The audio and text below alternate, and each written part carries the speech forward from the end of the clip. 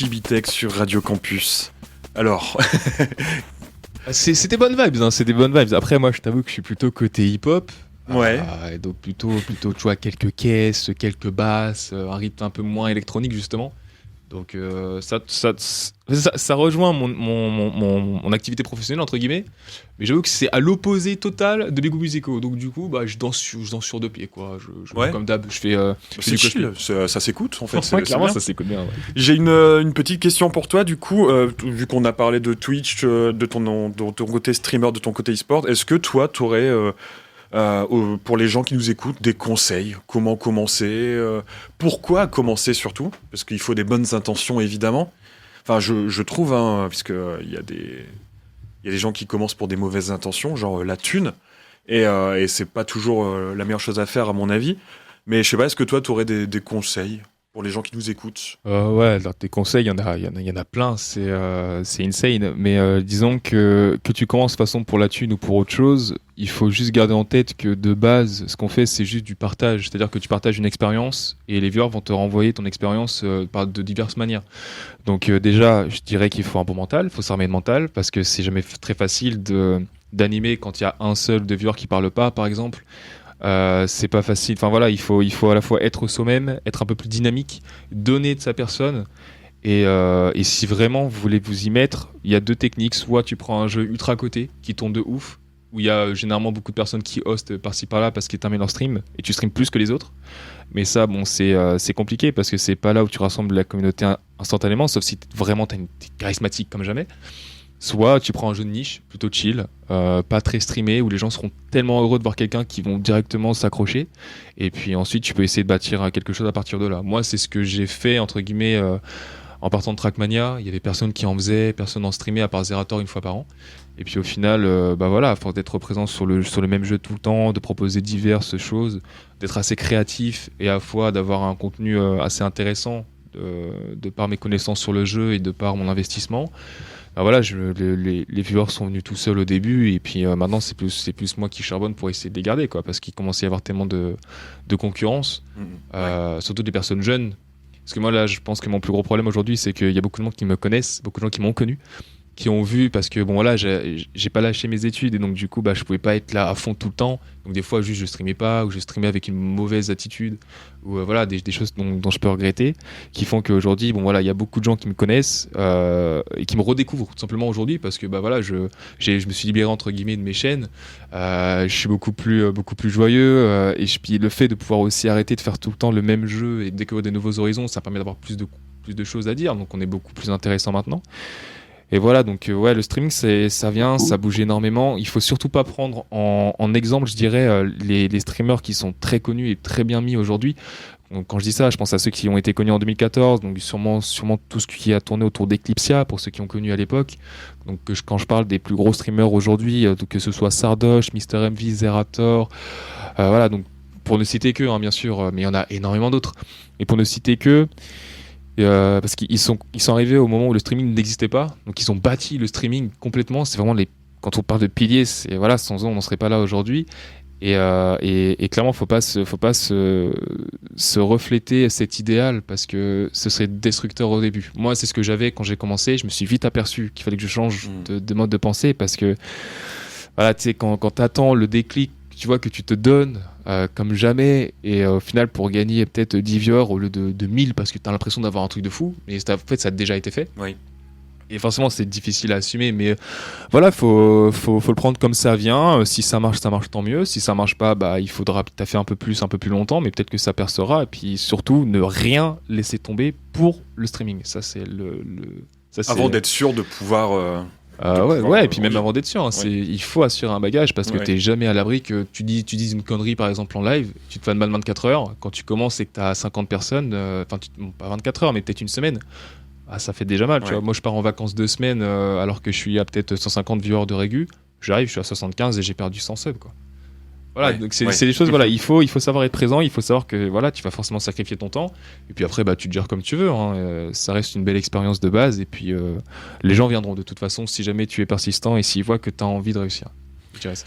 Tu parles des gros, on va en parler plus en détail la semaine prochaine, puisque c'est la grosse actualité Twitch. le The Event qui aura lieu la semaine prochaine. Donc pour résumer, c'est combien, une centaine de streamers? Je sais pas combien ils sont là. C'est une cinquantaine de streamers qui sont présents à Montpellier pour réunir des fonds pour une association caritative. L'an dernier, c'était... Pasteur. Non, c'était Pasteur, oui. C'était Pasteur, ouais. C'était Pasteur, cette année, c'est Amnesty International. Et en tout cas, je leur souhaite vraiment tout le meilleur pour qu'ils fassent exploser le record de l'an dernier qui était de 3,6 millions. Ouais, c'est ça, à peu près. Avec les ventes de t-shirts, on était arrivé à des sommes faramineuses. Et puis cette année, est-ce qu'on va pouvoir faire mieux? Bonne question. Enfin, quand je dis on, parce que je m'inclus dans les donateurs, bien sûr. Mais si j'ai déjà mon petit budget Z-Event qu'on va filer à la cagnotte, bien sûr. Moi, j'aimerais avoir mon budget t-shirt. Voilà, participer, mais je me doute. Chacun participe comme il veut, bien évidemment. Bien sûr. De toute façon, c'est ça la solidarité. Et moi, je compte acheter mon petit t-shirt et puis je donnerai peut-être 20 balles à un moment. Et puis voilà, on va pas se cacher, on a tous, voilà, on peut tous donner plus ou moins. Voilà, moi c'est mes plans. J'espère que vous suivrez l'événement parce qu'en vrai c'est vraiment une très belle expérience. C'est 50 heures de live avec des gens qui vont se relayer. Il y aura toujours au moins 10 lives allumés. C'est des personnalités, des personnages en or avec des personnes en or. Et voilà, et j'ai hâte de voir ce que ça va donner cette année, tout simplement. Et encore un big up à Zerator pour organiser ça tous les ans parce que je sais que et surtout dans ces conditions. Avec le Covid, etc. À voir comment ça va se dérouler, justement. Je pense que ça devrait aller. Il y aura, de toute façon, ils le savent. De toute façon, pour l'image, il faut absolument, de toute façon, que ce soit clean. Il faut que ce soit clean. Je crois qu'ils sont tous en quarantaine là en ce moment. Justement, c'est ce que parlait Ponce. Plus test PCR.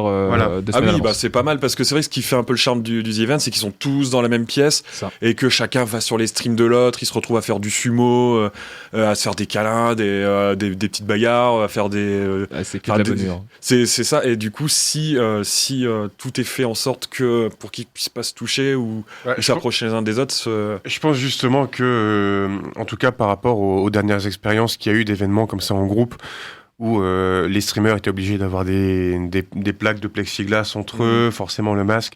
C'est vrai que ça casse un petit peu l'interaction. Et là, le fait de dire tout le monde placardez chez vous, de toute façon... pour nous qui sommes fans d'ordinateur et de jeux vidéo, c'est pas trop un souci. Zut, je vais devoir streamer pendant 14 jours. Voilà, c'est ça. Mais c'est vrai que à voir un petit peu comment va se passer cette édition et surtout... je sais que Zerator ne souhaite pas péter le record tous les ans. Parce que c'est quand même beaucoup de pression, je pense, pour lui. Surtout que ça a été un record l'an dernier sur Internet de levée de fonds. Oui, tout à fait. Voilà, cocorico, on peut en être fier. Mais à voir un petit peu ce que ça va donner cette année. Et puis, de toute façon, nous, on sera la semaine prochaine pour en parler. Exactement, on se fera, puisque c'est du vendredi au dimanche. C'est du vendredi au dimanche, donc on va pouvoir faire peut-être un petit récap. Ouais, et puis et un petit best-of, pourquoi pas, moi je le préparerais bien. Moi ça va être des jeux, je pense. Des jeux, trop bien, on va jouer la semaine prochaine. On va préparer quelques petits jeux et puis on va voir un petit peu qui trouve les bonnes réponses. Mais en tout cas, semaine prochaine, c'est sûr que moi je risque d'être absent. De tout. À part le dimanche matin ici. J'ai prévenu madame aussi, de toute façon je lui ai dit j'en ai rien à faire, je n'existe plus. Non, je lui ai dit qu'il y avait ça et que je voulais voir. Donc du coup rendez-vous dimanche prochain pour reparler du The Event. On a une question de Maxi qui est aussi un animateur Radio Campus. D'accord. Tu as parfois des viewers étrangers sur ta chaîne, il t'arrive de répondre parfois en anglais ou tu ignores? Non, totalement, j'ignore personne, j'ai la chance d'avoir un niveau d'anglais qui me permet d'être compris et de comprendre à peu près tout ce qui se passe. Donc non, tout à fait, en gros quand j'ai des étrangers ou des internationaux, on ne dit plus ça plutôt que des étrangers, c'est juste des internationaux qui soient, des fois il y en a qui viennent du Brésil ou quoi, des fois il y en a qui parlent espagnol, je leur réponds en anglais, s'ils continuent en espagnol, là c'est plus moi, c'est les viewers qui s'en occupent. Il y a beaucoup d'Espagnols qui viennent sur les chats français. Il n'y a pas que pour moi. Ouais, pas tant que ça en vrai. Enfin, après, les gens, en fait, quand t'as pas beaucoup d'audience, les gens, ils sont en mode, ils sont délibérés de tout. Ils arrivent comme des animaux et ils te spamment de questions, ils font de la merde, ils te trollent et tout. Après, quand tu commences à avoir un minimum de viewers, déjà, ils se font calmer par la communauté qui est présente. Et puis ensuite, ils voient aussi à ta tête que tu as l'habitude et puis tu gères le truc, quoi. Si t'es en mode premier degré et tu pètes un câble, ça va les amuser, ils vont se ramener. Ouais. Si tu les ignores ou tu les ignores à moitié, c'est-à-dire que moi je pose une question, si le mec continue à parler en espagnol, il voit avec le chat. Après, j'ai des personnes anglophones qui me suivent de toute façon régulièrement, qui passent très régulièrement, donc je leur dis bonjour, je prends des nouvelles, tout ça en anglais. sans que mes viewers soient plus... voilà, après, je traduis des fois quand je passe... ça m'arrive, par exemple, de faire peut-être 2, 3, 5 minutes d'explication anglophone. Et quand je fais ça, je traduis la moitié en français pour les points les plus importants, quoi. Parce que moi, j'avais organisé un tournoi Minecraft sur Twitch. Et le streamer, un gros streamer Minecraft, Shadoun, 666 avait participé. Et c'était un événement français. Puisque tous les streams français étaient allumés. C'était un fight for sub, clairement. Okay. Avec l'accord de monsieur Zerator, évidemment. J'allais pas plagier son concept sans même envoyer un petit mail. Et Shadoun a participé. Il a fait son stream en anglais, en espagnol. Et pendant un mois, tous mes streams, il y avait des Espagnols qui venaient. Là, par contre, je leur disais que je parlais pas espagnol. Et c'est ce que j'allais te demander, du coup. Il fallait peut-être augmenter ton niveau d'espagnol. J'ai peut-être travaillé mon espagnol. Si j'ai plus de viewers espagnols grâce à Shadoun que de français. Ça peut-être le coup d'apprendre une nouvelle langue, hein, ça, tu sais pas. Hein. Bon, c'est là-dessus qu'on va terminer, puisqu'on va laisser la place aux amis de Kikinku qui sont arrivés, qui sont motivés. Merci beaucoup, merci Sirmix d'être venu. Tu es toujours le bienvenu, bien évidemment. Écoute, avec plaisir. Quand tu le veux, la porte est toujours ouverte. Voilà, tu viens, tu seras toujours le bienvenu. Ça marche, je retiens l'adresse. Donc nous, on va se retrouver dimanche prochain pour parler du The Event. Et j'aimerais, il le sait pas encore, mais parler un petit peu du Covid et de la fermeture des lieux de jeux vidéo un petit peu. J'aimerais en parler un petit peu, donc on verra la semaine prochaine. Le planning sera sur Twitter et sur le site Campus Lille, comme d'habitude. N'hésitez pas à aller voir. N'hésitez pas à aller voir les liens, les réseaux de Sirmix, toujours sur campuslille.com. Vous avez un article avec sa tête et une magnifique bannière violette. Incroyable. Pour les retrouver. On fait les choses bien.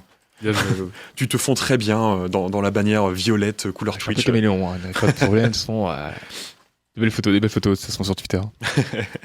Merci beaucoup de nous avoir écoutés, de nous avoir regardés, puisque cette émission est toujours interactive en vidéo sur Twitch. Nous, on se retrouve la semaine prochaine. Je vous souhaite un bon dimanche. Et puis, la semaine prochaine, on vous laisse avec nos amis motards. De quoi vous allez nous parler aujourd'hui ? Je sais pas. Ils savent pas. On sait pas, c'est génial. Parfait. De motocross. Parfait, restez sur les ondes de Campus Lille. À dimanche prochain.